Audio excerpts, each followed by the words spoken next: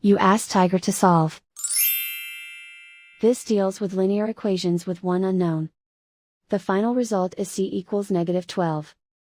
Let's solve it step by step. Group all constants on the right side of the equation. Subtract 7 from both sides. Group like terms. Simplify the arithmetic.